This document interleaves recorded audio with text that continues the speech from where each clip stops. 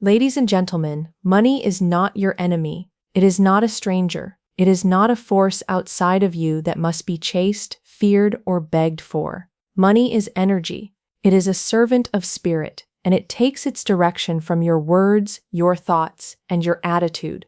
The problem is not with money itself, but with how you speak to it, how you think of it, and how you treat it. If you treat money like a thief, it will run from you. If you treat money like a tyrant, it will dominate you.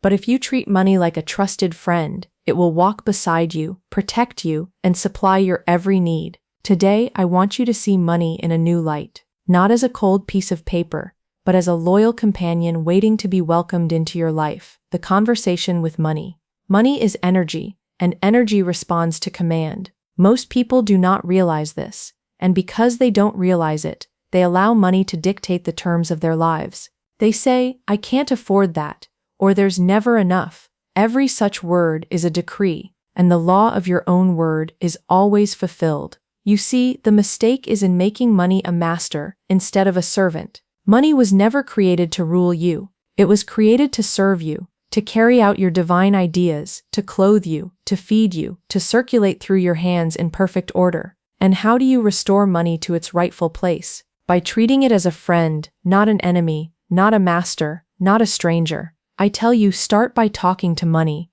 out loud, if you must. Whisper if you like, but speak. Say to money, "You are welcome in my life. You are obedient to divine law. You arrive quickly, easily, and in perfect supply. You stay with me. You grow with me. You serve my highest good, and I bless you as you bless me." Now I can hear someone say, "That sounds strange. How can I talk to money as if it were alive?" My answer is, everything is alive when it responds to thought, and money always responds to thought.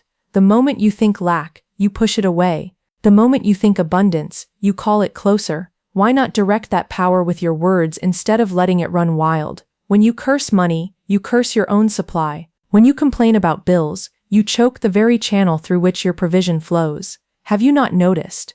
The more you say, "I can't afford this," the more things you cannot afford. The more you say, "My money runs out," the faster it disappears. These are not coincidences. These are laws. So I give you a new way. When a bill arrives, instead of shrinking back in fear, look at it as proof that supply is moving through your life. Say, "This bill is already paid in full. Money, you cover this and more. Thank you for circulating faithfully in my world." When you pay that bill, bless the money as it leaves your hand. Speak to it. You are free to go, and you will return multiplied, bringing more of your friends with you. Money is not offended by being used. It is offended by being despised. When you bless it, you multiply it. When you treat it like a trusted companion, it wants to stay close. You can even take a single bill in your hand right now and speak to it as though you were speaking to someone you love. "I appreciate you. I value you. You are always welcome here. You represent limitless supply, and you will return multiplied." Do this often, and you will begin to feel a shift in your heart. That shift is the signal to the universe that you are ready for more. Let me tell you this, a person who treats money like a friend will never lack, because money, like a true friend, responds to recognition, to gratitude, to kindness. Now let us go deeper. Why do so many people fear money? Because they believe it is scarce. They believe it is hard to come by. They believe it is fickle and untrustworthy. But these are not truths. These are false beliefs. Money is not scarce. Look at the abundance in nature, the oceans that cannot be measured, the stars that cannot be counted, the air you cannot exhaust. Why would money be the one thing that is limited? It is not. It is only limited by your own words and beliefs. When you begin to say, "Money flows to me freely," it will. When you begin to declare, "Money is my friend and never abandons me," it will stay. When you begin to affirm, "Money serves me so that I may serve others," it will multiply. Friends, you are not meant to scrape by, to live in worry, to dread every expense. You are meant to walk in freedom. But freedom requires right relationship, and right relationship begins with how you speak. Let us take an example. Suppose you need a large sum by the end of the week. Most people would panic. They would say, "Where will it come from? How will it happen?" They speak fear, and fear chokes off the channel. But the one who knows the law speaks differently. That one says, "Money, you know your duty. You know where to appear. You arrive on time, in full measure, and I welcome you with joy." That declaration carries authority. And money, like a loyal servant, obeys. I have seen it happen countless times. People who once chased money begin instead to call it, and it comes. People who once lived in constant worry begin to treat money with respect, and suddenly, money treats them with respect. The law works the same for all who apply it. So I ask you, how have you been speaking to money? Have you been insulting it, saying, "You never stay with me, you always run out, you are hard to get"? Would you stay in a house where you were spoken to like that? Neither will money. It will find another home where it is welcomed, where it is appreciated, where it is spoken to as a friend. But today you can change that. Begin speaking differently. Begin treating money as though it were loyal and dependable, because it is. Begin commanding it with confidence, because it will obey. And watch as it begins to act like the trusted companion it was always meant to be. Hear me well. Money has no will of its own. It takes the shape of your words. If your words are full of fear, it reflects fear. If your words are full of trust, it reflects trust. If your words are full of love and respect, it reflects love and respect. Speak to it daily. Speak with authority. Speak with gratitude. And soon you will know by experience that money is not against you, it is for you.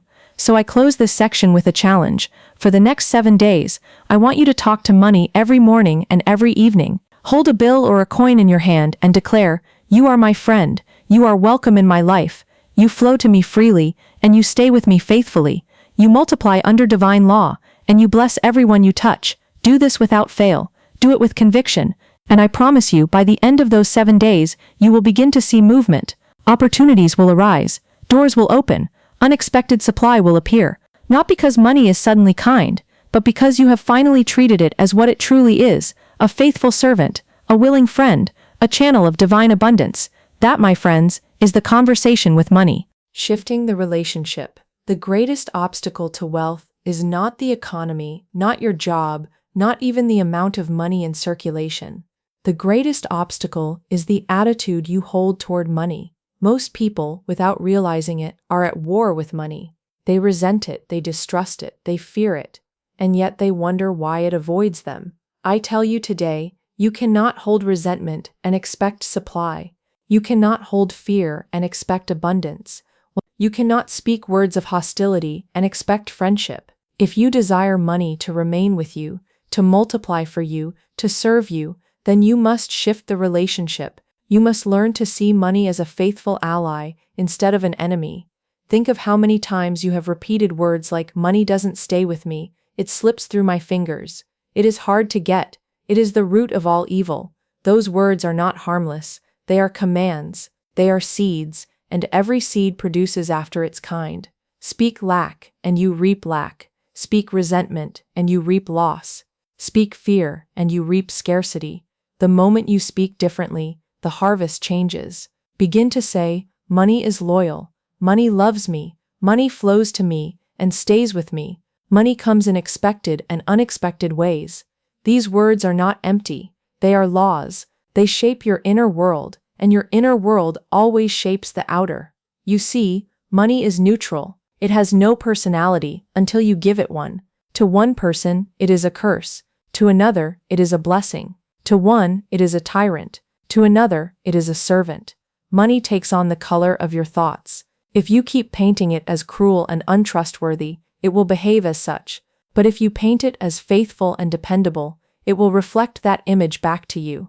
This is why I say, shift the relationship. Stop chasing money as though it were an unfaithful partner. Stop insulting it as though it were a criminal. Stop fearing it as though it were a dangerous beast. See it for what it truly is, a divine instrument, a tool of circulation, a companion placed in your life to help you carry out your purpose.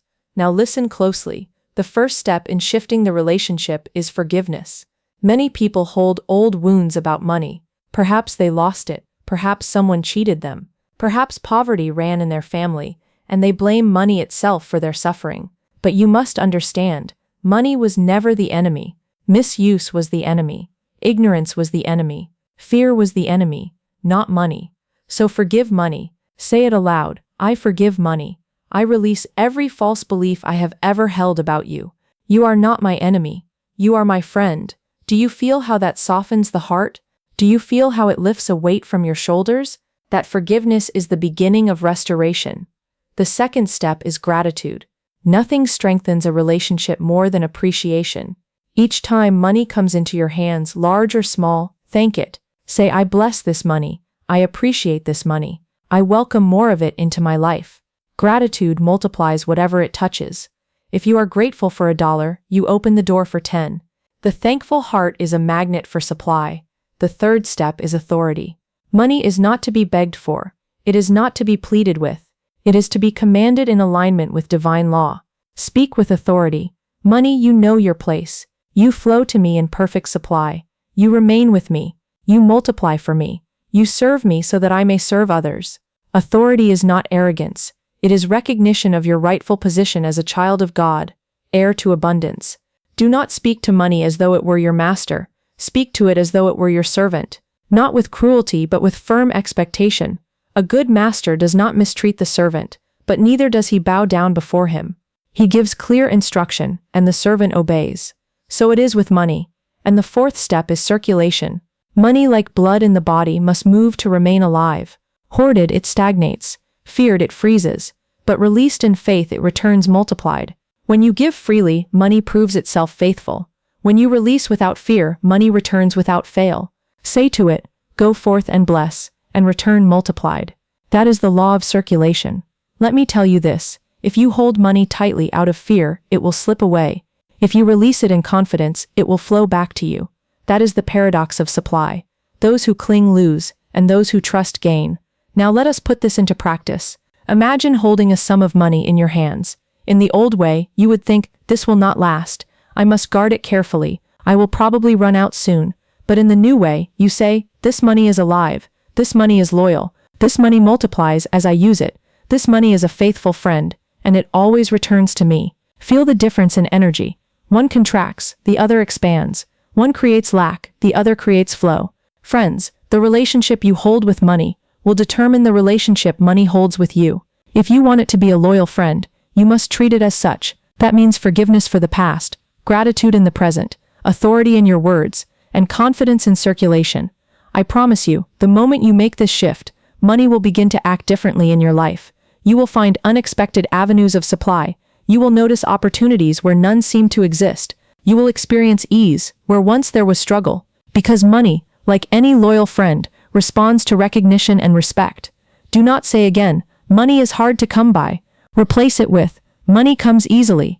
Do not say, money runs out. Replace it with, money stays with me and multiplies.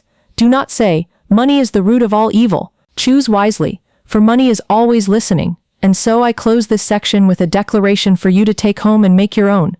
Stand tall and say it daily. Money, you are my friend. You are faithful and loyal. You flow to me freely, abundantly, and without end. You stay with me, you multiply for me, and you serve my highest good. I bless you, and you bless me, now and always. Make this declaration your new conversation. Let it saturate your mind. Let it reshape your heart. And soon money will not be a stranger, nor a master, nor an enemy, but a trusted friend who walks faithfully beside you all the days of your life.